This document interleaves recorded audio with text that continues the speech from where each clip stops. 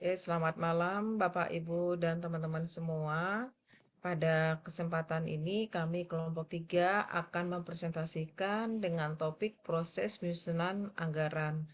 Di mana kelompok 3 terdiri dari saya sendiri Beni Susanti, kemudian Ibu Dini Andriani, Ibu Ratna Asyura, Pak Asyar Bashir, dan Pak Ruli Mofizar. Nah, pada kesempatan pertama saya persilakan rekan saya Ibu Ratna Asyura untuk memaparkan terkait dengan materi kita malam hari ini, yaitu proses penyusunan anggaran. Silakan Bu Ratna. Baik, Bu Santi, terima kasih. Baik, untuk di awal adalah membahas tentang pengertian anggaran, kegunaan, dan kelemahan anggaran. Slide selanjutnya, tujuan anggaran adalah beberapa poin yang bisa dijelaskan adalah pada poin pertama, tujuan anggaran adalah mengharuskan manajer membuat rencana. Penyusunan anggaran menjadi sangat penting ketika terjadi pemisahan antara pemilik dengan pengelola perusahaan. Sebagai pengelola perusahaan, Dewan Direksi atau Board of Director harus memperlihatkan rencana-rencana yang akan mereka lakukan pada periode mendatang dan meminta persetujuan dari pemilik perusahaan. Pada poin kedua, untuk tujuan anggaran adalah memberikan informasi yang dapat dipergunakan untuk memudahkan perusahaan dalam mengambil keputusan. Poin berikutnya, dapat dipergunakan sebagai alat pengendalian dan penelitian kinerja. Hasil-hasil pelaksanaan pekerjaan perusahaan akan diperbandingkan dengan apa yang direncanakan dalam anggaran. Poin terakhir dalam tujuan anggaran adalah sebagai alat untuk komunikasi dan koordinasi. Anggaran dibuat untuk mencegah terjadinya suboptimalisasi kegiatan yang hanya akan menguntungkan departemen-departemen tertentu, namun merugikan perusahaan secara keseluruhan. Selanjutnya, fungsi anggaran penjualan. Yang pertama adalah anggaran penjualan adalah dasar perencanaan atas kegiatan perusahaan pada umumnya. Fungsi kedua adalah anggaran penjualan sebagai alat koordinasi dan mengarahkan setiap pelaksanaan divisi pemasaran. Fungsi ketiga adalah anggaran penjualan sebagai alat pengorganisasian, dan fungsi yang terakhir adalah anggaran penjualan sebagai alat pengawasan bagi manajemen. Kelemahan anggaran ada 4, yaitu penyusunan anggaran bisa memakan waktu yang lama. Yang kedua, anggaran bisa saja sulit untuk disesuaikan dalam lingkungan yang cepat berubah. Anggaran disusun berdasarkan suatu asumsi tertentu yang dibuat saat anggaran dibuat. Yang ketiga adalah terdapat kecenderungan untuk membuat slack dalam penyusunan anggaran. Slack ini sering terjadi saat orang-orang dalam perusahaan tidak mengatakan yang sebenarnya atau sesungguhnya, dan cenderung untuk mempertinggi biaya yang diminta dibandingkan dengan yang seharusnya. Dan sebaliknya selalu mencoba menegosiasikan target yang lebih rendah dari yang seharusnya. Kelemahan anggaran berikutnya adalah terdapat kecenderungan untuk melakukan gaming. Gaming ini terjadi apabila orang-orang yang bekerja pada perusahaan berusaha untuk mencapai angka-angka yang ada di anggaran dengan segala macam cara, termasuk dengan cara-cara yang sebenarnya merugikan perusahaan. Berikut adalah cara penyusunan anggaran. Ada 3 cara dalam penyusunan anggaran. Yang pertama adalah authoritative budgeting. Authoritative budgeting adalah proses di mana penyusunan anggaran sepenuhnya dilakukan oleh manajemen tingkat atas, dan bawahan hanya diberikan angka-angka anggaran yang telah ditetapkan. Penyusunan anggaran jenis ini dilakukan apabila pihak atasan ingin menetapkan target-target yang tinggi atau stretch target yang harus dicapai oleh bawahan. Penyusunan anggaran jenis ini juga akan menghilangkan slack yang tadi sudah dijelaskan dalam kelemahan anggaran yang biasanya digunakan oleh bawahan. Penyusunan anggaran seperti ini tidak akan optimal apabila atasan hanya memiliki informasi yang terbatas mengenai proses-proses yang dianggarkan. Cara yang kedua adalah participative budgeting atau sering dikenal dengan pendekatan bottom up. Dalam pendekatan ini, semua orang yang ada dalam perusahaan terlibat dalam penyusunan anggaran. Penyusunan anggaran dimulai dari bawah dan kemudian diakumulasikan pada tingkat yang lebih atas untuk dinegosiasikan dan dimintakan persetujuannya. Anggaran ini diharapkan akan meningkatkan tingkat komitmen semua pegawai dalam menjalankan program yang dianggarkan, karena mereka terlibat langsung dalam penyusunan anggaran tersebut. Kelemahan dari penyusunan anggaran ini dengan cara ini adalah memakan waktu yang lama, serta kecenderungan bawahan yang membangun slack itu tersebut. Cara yang ketiga adalah consultative budgeting. Cara ini mirip dengan authoritative budgeting, hanya dalam proses penyusunan anggaran, atasan melakukan konsultasi dan meminta pendapat dari bawahan. Namun demikian, proses penyusunan anggaran dan keputusan tetap dilakukan oleh pihak atasan. Berikutnya adalah penyusunan anggaran dengan mempergunakan konsep Three Wheels of Profit Plan. Pada penelitian Simon 2000 menjelaskan bahwa salah satu cara penyusunan anggaran yang baik adalah dengan menggunakan konsep Three Wheels of Profit Plan. Yang pertama, profit wheel. Dalam profit wheel, perusahaan akan membuat anggaran penjualan dan semua anggaran biaya untuk menentukan besarnya anggaran laba perusahaan. Selain itu, perusahaan juga harus menentukan besarnya anggaran aset yang akan dikelola untuk menghasilkan target keuntungan tersebut. Rincian pelaksanaan profit wheel akan dibahas pada bagian penyusunan anggaran induk. Angka anggaran laba yang dihasilkan pada profit wheel tidak serta-merta dapat dijadikan sebagai angka final anggaran, karena angka profit tersebut harus diperbandingkan dengan target return on equity perusahaan. ROE yang kedua adalah ROE atau return on equity wheel, yaitu merupakan tingkat pengembalian kepada pemegang saham. Angka inilah yang akan dijadikan acuan dalam penentuan laba, di mana anggaran laba yang diperoleh harus dapat memenuhi target ROE perusahaan. Yang ketiga adalah cash wheel. Next. Penyusunan anggaran induk atau master budgeting. Anggaran induk atau master budget yang dibuat perusahaan dapat dibagi menjadi 3 bagian, yaitu 1, anggaran operasional atau operating budget. Anggaran operasional ini berisi anggaran penjualan dan anggaran biaya yang dikeluarkan perusahaan. Hasil akhir dari anggaran operasional adalah anggaran laporan laba rugi. Yang kedua, anggaran finansial atau financial budget. Anggaran ini berisi konsekuensi dari anggaran operasional yang disusun dianggarkan finansial terdiri dari anggaran kas dan anggaran posisi keuangan. Yang ketiga adalah anggaran modal atau capital budget. Anggaran ini berisi mengenai perkiraan investasi aset tetap yang akan dilakukan perusahaan pada periode anggaran.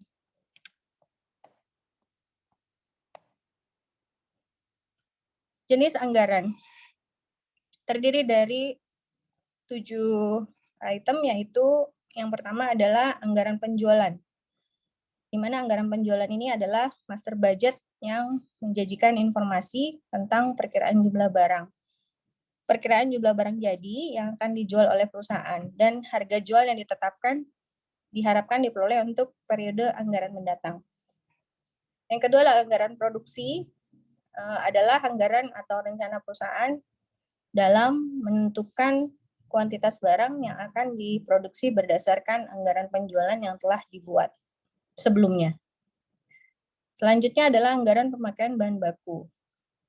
Adalah anggaran yang dibuat untuk mengetahui jumlah unit dan biaya bahan baku yang diproduksi oleh suatu perusahaan. Berikutnya adalah anggaran pembelian bahan baku, adalah anggaran yang disusun untuk memperoleh kuantitas dan biaya yang dibutuhkan untuk membeli bahan baku yang akan dipakai untuk proses produksi periode tertentu. Yang berikutnya adalah anggaran biaya tenaga kerja langsung atau BTKL, adalah anggaran yang dibuat untuk menghitung biaya yang digunakan untuk memberi upah bagi pekerja langsung yang melakukan proses produksi yang tentunya akan menambahkan harga pokok produksi. Yang berikutnya adalah anggaran BOP atau biaya overhead pabrik, adalah anggaran yang mencakup tentang estimasi mengenai biaya-biaya yang dikeluarkan perusahaan yang berhubungan dengan proses produksi selain biaya bahan baku dan biaya tenaga kerja langsung. Yang berikutnya adalah anggaran laba rugi. Anggaran laba rugi ini adalah anggaran yang disusun untuk mengetahui estimasi biaya yang dikeluarkan dan pendapatan yang diperoleh sehingga dapat diketahui besaran laba atau rugi dari usaha suatu perusahaan. Selanjutnya adalah anggaran dibandingkan dengan forecasting. Anggaran sendiri menurut James O. McKinsey pada tahun 1922 dijelaskan adalah anggaran merupakan suatu kegiatan yang penting bagi perusahaan.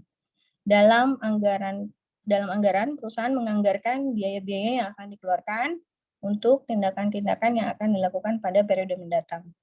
Anggaran juga dapat dipergunakan sebagai alat pengendalian untuk melihat apakah kegiatan-kegiatan perusahaan sudah berjalan sesuai dengan rencana.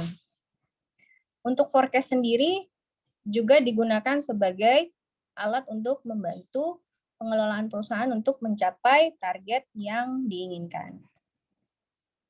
Oke, terima kasih Bu Ratna. Biar saya lanjutkan. Baik, Bu Nini. Terima kasih. Silakan.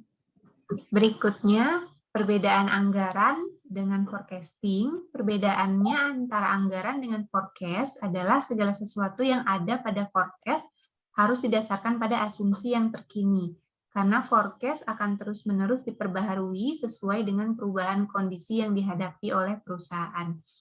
Di sini fokus penulisan ini adalah mengenai cara penyusunan anggaran, namun karena semakin lama peranan forecast ini menjadi semakin lebih penting. Kemudian ada peramalan anggaran penjualan. Di sini forecasting adalah proses penyusunan rencana perusahaan yang didasarkan pada asumsi terkini. Menurut Morlitz dan Player, penelitiannya di 2010, forecast yang baik harus memenuhi 5 persyaratan. Yaitu yang pertama timely, berarti perusahaan harus menentukan waktu yang tepat bagi forecast tersebut, berkaitan dengan seberapa sering elemen dalam forecast harus diperbaharui, dan seberapa jauh ke depan perusahaan harus melakukan forecast. Di sini proses ini tergantung pada 2 faktor, yaitu critically dan variability. Critically berarti seberapa penting biaya atau pendapatan ini bagi perusahaan, sementara variability mengukur besarnya volatilitas dari elemen pendapatan dan biaya. Semakin besar variability dan critically dari elemen tersebut, maka forecast harus sering diperbaharui, sehingga semakin sering forecast diperbaharui, maka time horizon yang harus di forecast akan semakin pendek. Kemudian yang kedua adalah actionable. Di sini banyak dari forecast yang dilakukan perusahaan hanya didasarkan pada forecast biaya yang terdapat dalam chart of account perusahaan.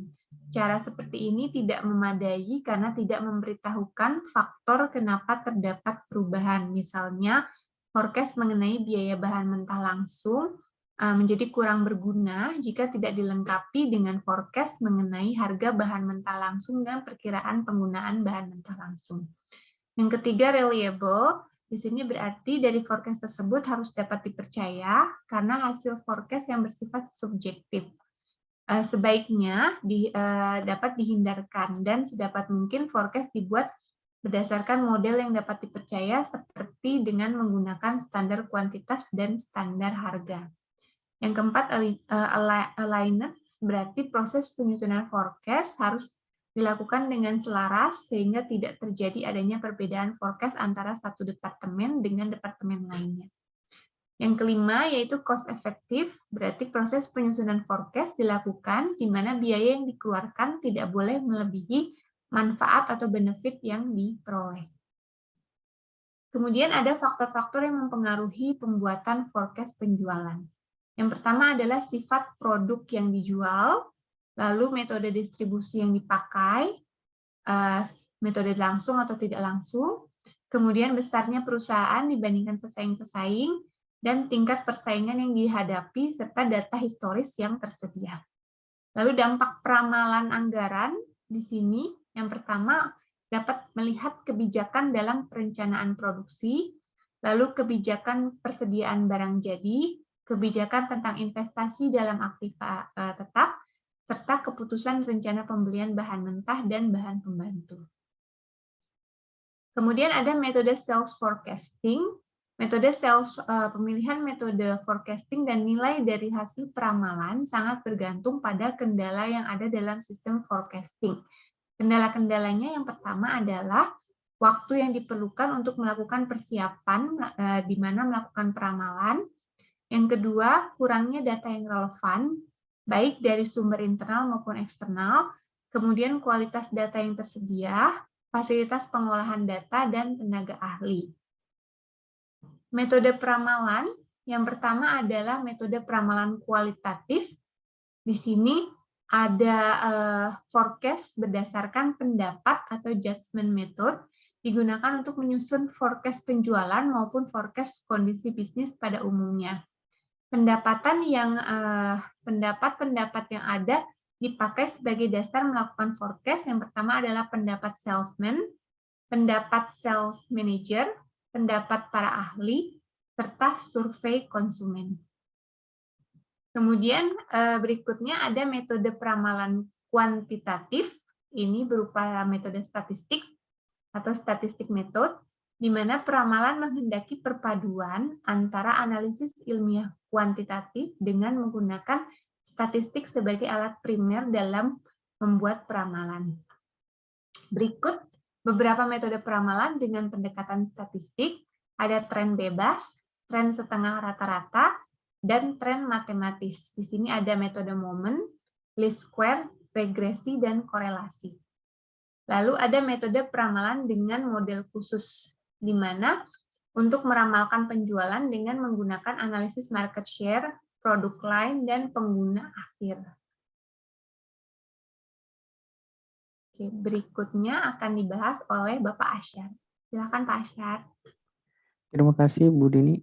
Nah, di sini saya akan menjelaskan terkait dengan bagaimana alur ya atau di dalam metodenya. Yang pertama adalah tren bebas, bahwa metode ini memberikan kebebasan penuh untuk menggambarkan garis tren berupa garis lurus yang terletak di antara titik-titik data asli. Di sini ada tabel terkait dengan tahun dan jumlah penjualan. Bahwa di tahun 2016 sampai dengan tahun 2019 di sini ada data jumlah penjualan, diantaranya adalah 25 unit, 23, 26, dan 21. Nah, di sini terlihat grafik penjualan. Ya, di sini trennya adalah fluktuatif. Nah, bahwa di dalam kekurangannya dalam hal ini sangat subjektif dan kurang memenuhi persyaratan ilmiah sehingga jarang digunakan. Next. Yang kedua ada tren setengah rata-rata, bahwa metode ini membagi data menjadi dua kelompok yang sama besar. Nah, dalam hal ini adalah persamaan trennya Y sama dengan A ditambah B dikali X.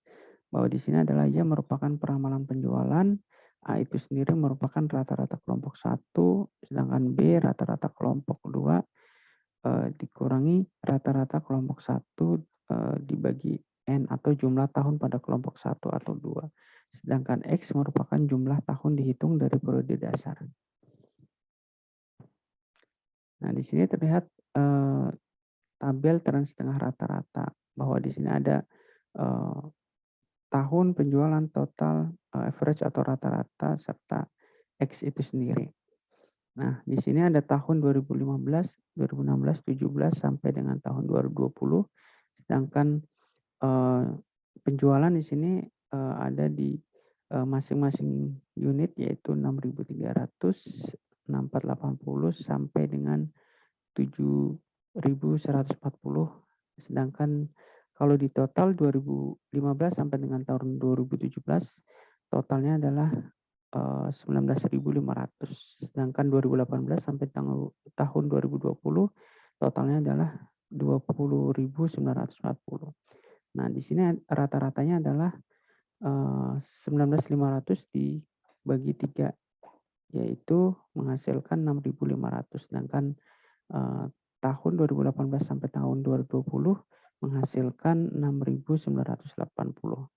Nah, di sini X-nya adalah masing-masing tahun berbeda-beda. yaitu tahun 2015 yaitu minus 1, 2016 0, sedangkan tahun 2017 1. Sedangkan di tahun 2018, 19, dan 20 di sini X-nya dilihat di angka 2, 3, dan 4. Nah, di dalam hal penyelesaiannya adalah Y sama dengan A plus BX, yaitu yang merupakan persamaan Y sama dengan 6.500 ditambah 160 dikali X. Untuk peramalan 2001 dihasilkan Y sama dengan 6.500 ditambah 160 dikali X-nya itu 5. Jadi secara keseluruhan menjadi 7.300 peramalan di tahun 2021. Dengan tren matematis, tren metode Momon yaitu sigma YI sama dengan N dikali A plus B sigma XI. Nah, sigma XI YI sama dengan A sigma XI XI plus B sigma X kuadrat I. Nah, bahwa di dalam hal ini menghasilkan persamaan Y sama dengan A plus BX.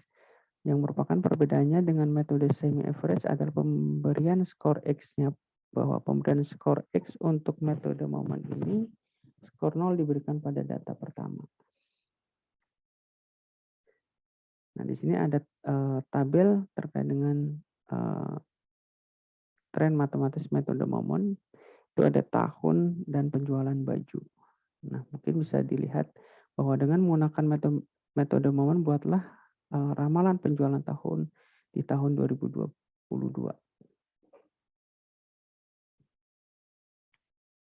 Nah, di sini hasil dari tabel yaitu menghasilkan X, terus XI dan YI dan serta X kuadrat itu dapat dilihat bahwa X di tahun 2016 itu sampai tahun 2020 itu di tahun 1, 2, dan 3, 4 itu akan mengalami peningkatan ya.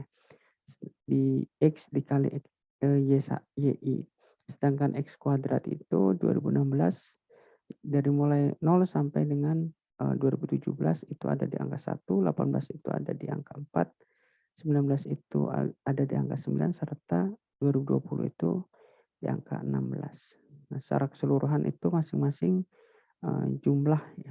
Jadi dari mulai penjualan baju itu di total 2.440.800, dengan XI-nya itu totalnya adalah 10, serta jumlah XI dikali YI itu 5.494.50 dan X kuadratnya itu 30.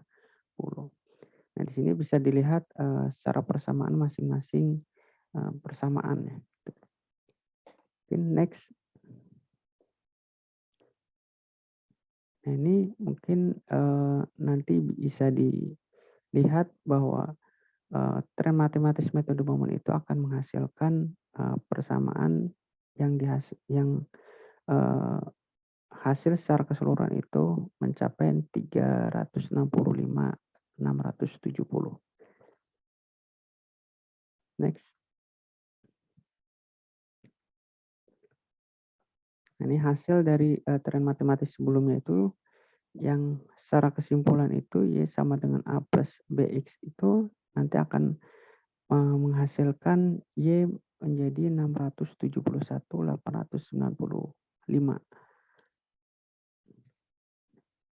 Nah, ini hasil dari tren matematis bahwa tren metode least square secara ketentuan adalah bagaimana peletakan nilai X sama dengan 0 pada metode ini adalah di tengah data. Sedangkan bila data genap misal 6 data, maka skor X sama dengan minus 5, minus 3, minus 1, 1, 3, dan 5. Sedangkan bila data ganjil misal 7 data, maka skor X sama dengan minus 3 dan minus 2.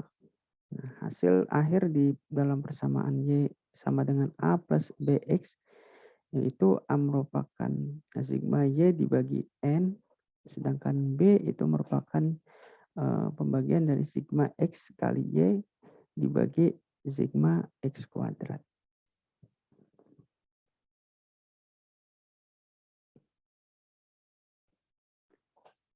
Oke, di sini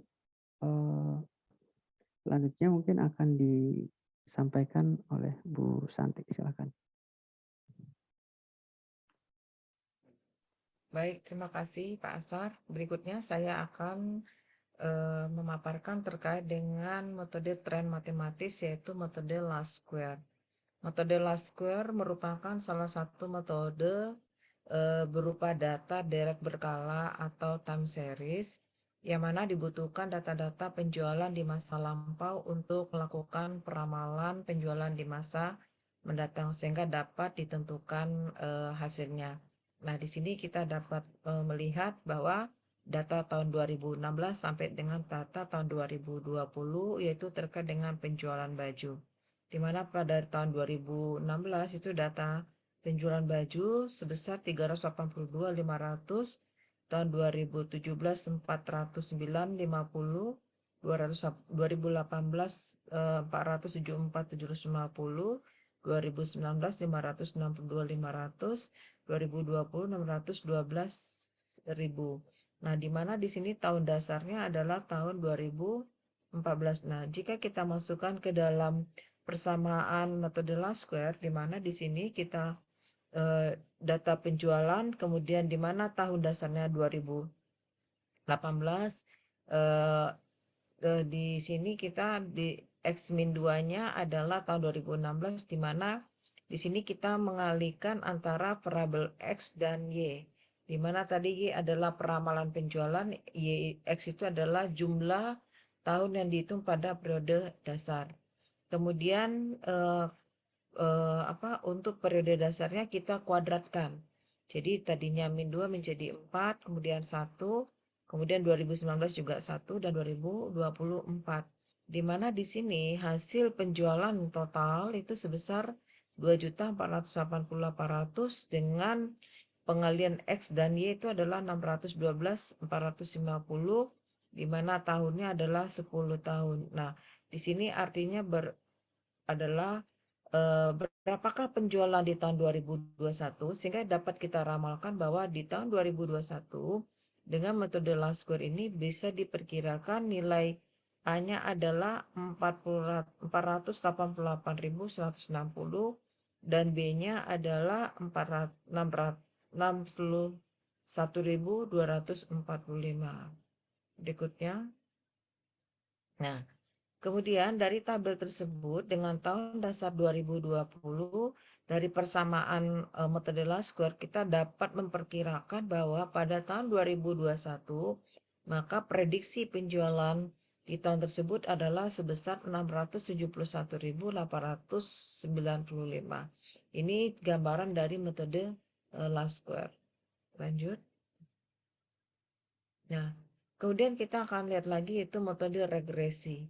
Di mana di tren matematis dengan menggunakan metode regresi ini merupakan sebuah metode statistik yang dimana melakukan prediksi itu menggunakan pengembangan hubungan matematis antara variabel, yaitu antara variabel dependen dengan variabel independen.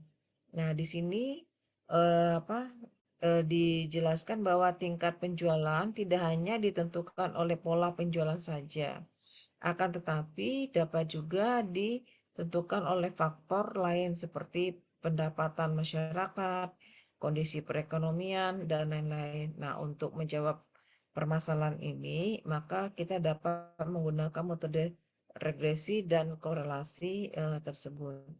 Nah, di mana di sini ada ketentuan di mana jika nilai B bernilai positif, maka mewujudkan hubungan antara X dan Y searah. Namun jika nilai B berbentuk negatif, ini mencerminkan bahwa hubungan X dan Y berlawanan arah. Lanjut. Nah, dari metode tersebut ada sebuah persamaan sehingga dapat dibentuk persamaan yaitu Y sama dengan A ditambah B dikali X, di mana B itu adalah persamaan antara N sigma X kali Y dikurangi sigma X dikali sigma Y dibagi N dikali sigma X kuadrat dikurang dengan sigma X dikuadratkan. Sementara A mencerminkan adalah nilai perkalian antara sigma Y dikali sigma X kuadrat dikurangi sigma X dan sigma XY dibagi dengan N sigma X kuadrat dikurangi sigma X dikuadratkan. Nah, ini jika nilai itu bertanda positif, artinya hubungan antara X dan Y itu searah, artinya antara peramalan dengan jumlah tahun dihitung itu searah. Namun jika bertanda negatif, ya artinya itu berlawanan arah. Ini adalah rumus yang dapat digunakan untuk metode regresi. Lanjut. Nah, di dalam metode regresi dapat kita implementasikan. Di sini ada tahun yaitu dari 2016 sampai tahun 2020. Nah, kita akan melihat berapa sih peramalan penjualan dan konsumen ya, di tahun 2021. Di sini ada data penjualan yaitu tahun 2016 130, tahun 2017 145, tahun 2018 150.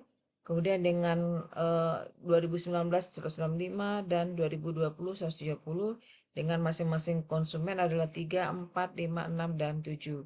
Nah, dari data ini kita akan coba masukkan ke dalam rumus di mana nilai penjualan itu adalah Y, yaitu adalah 130, 145, 150, 165, 170 dari tahun 2016 sampai tahun 2020.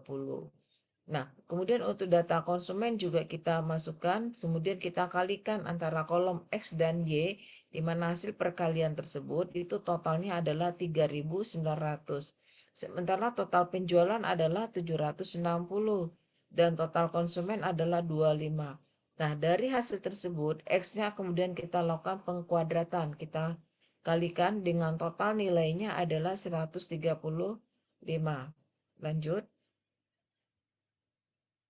Nah, dari persamaan tersebut, kolom penjumlahan dapat kita masukkan ke dalam rumus metode persamaan regresi di mana A itu adalah total jumlah penjualan dikali dengan total X kuadrat dikurangi dengan jumlah konsumen, kemudian dikali dengan X dikali Y, kemudian dibagi 5, 5 ini adalah 5 tahun dikali 135 atau X kuadrat dikurangi dengan 25 atau jumlah konsumen dikuadratkan. Kemudian hasil perkalian tersebut menghasilkan 102 untuk nilai A-nya. Kemudian lanjut. Nah, untuk nilai B kita tinggal memasukkan ke dalam rumus yang sudah ada, yaitu B sama dengan N dikali sigma XY dikurangi sigma X dikali sigma Y, kemudian dibagi N dikali sigma X kuadrat dikurangi dengan sigma X dikuadratkan, di mana menghasilkan adalah nilainya 10. Nah, dari nilai tersebut dapat kita duga atau kita ramalkan untuk tahun 2021. Lanjut.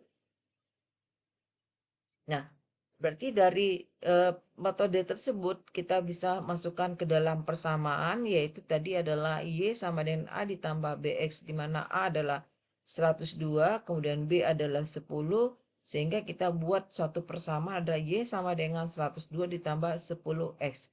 Di mana artinya dari persamaan di atas dapat disimpulkan bahwa apabila konsumen naik 1 orang, jumlah konsumen bertambah 1 orang, maka jumlah penjualan akan meningkat sebesar 10 unit. Sehingga total penjualan, lanjut, juga akan meningkat. Nah, berikut untuk metode matematis korelasi bisa dilanjutkan oleh Pak Ruli. Silakan Pak Ruli. Baik, terima kasih Bu Santi. Melanjutkan dari apa yang sudah dipaparkan sebelumnya oleh Bu Santi, saya akan masuk ke rumus korelasi, masih berkait dengan cerita yang disampaikan oleh Bu Santi. Korelasi di sini rumusnya adalah R sama dengan N dikali sigma XY dikurangin sigma X dikali sigma Y dibagi dengan akar N kali sigma X kuadrat dikurangin X sigma X kuadrat dalam kurung dikali dengan N dikali N kali sigma XY sigma Y kuadrat dikurangin sigma Y dikuadratkan. Sehingga hasilnya sebagai panduan untuk itu kita bisa lihat di besaran pedoman umum yang terdapat dalam kriteria korelasi. Untuk nilai R 0,00 sampai dengan 0,09 berarti kita bisa interpretasikan sebagai hubungannya secara korelasi dapat diabaikan. Untuk kisaran 0,1 sampai dengan 0,29 hubungan korelasinya dianggap rendah. Berikutnya untuk nilai 0,3 sampai dengan 0,49 bisa dibilang korelasinya moderat.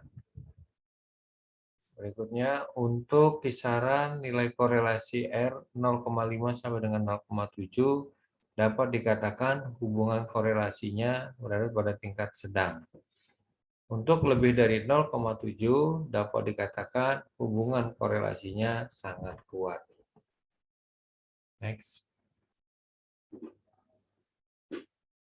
Oke, berdasarkan dari uraian sebelumnya disampaikan oleh Bu Santi dari tren angka perkembangan tadi, di mana angka penjualan yang ada di kolom Y, penjualan yang dinotasikan dengan Y, konsumen sebagai X, lalu dihasilkan dengan kolom ketiga, kolom X kali Y-nya, yaitu perkalian antara kolom penjualan dengan konsumen, jumlah konsumen.